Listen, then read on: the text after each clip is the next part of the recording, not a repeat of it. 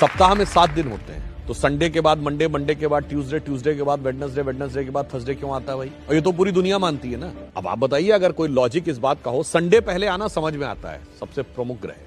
और जो हमसे कहते हैं कि आप लोग तो 7 ही ग्रह मानते हैं और 9 होते हैं, तो भाई तुम भी तो 7 दिन मानते हो, मगर सवाल हमसे पूछते हो। चलिए, अगर सूर्य सबसे बड़ा ग्रह है और साइज के हिसाब से होना चाहिए था, तो उसके बाद दूसरे नंबर का ग्रह बृहस्पति है साइज में, फिर तीसरे नंबर का शनि है, तो संडे के बाद थर्सडे आना चाहिए था, उसके बाद सैटरडे आना चाहिए। यदि सूर्य से डिस्टेंस में देखें तो नियरेस्ट वेडनेसडे है, तो संडे के बाद बुध है, तो संडे के बाद वेडनेसडे आना चाहिए था। परंतु ऐसा क्यों होता है? उसका कारण विशुद्ध भारतीय ज्ञान, जो भारत की वैदिक ज्योतिष है, जिसमें एक चीज होती है होरा।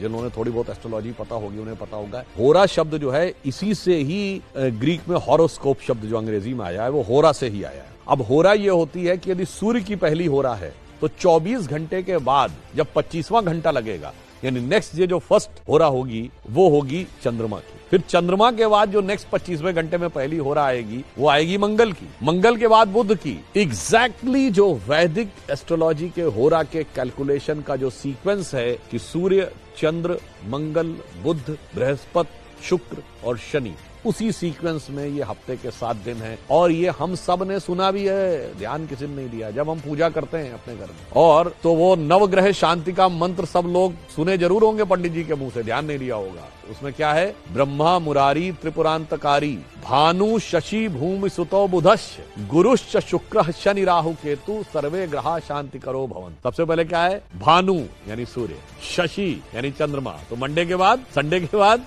मंडे, भूमि सुतो मंगल, देन ट्यूसडे, बुधश्च, गुरुश्च, शुक्र, शनि।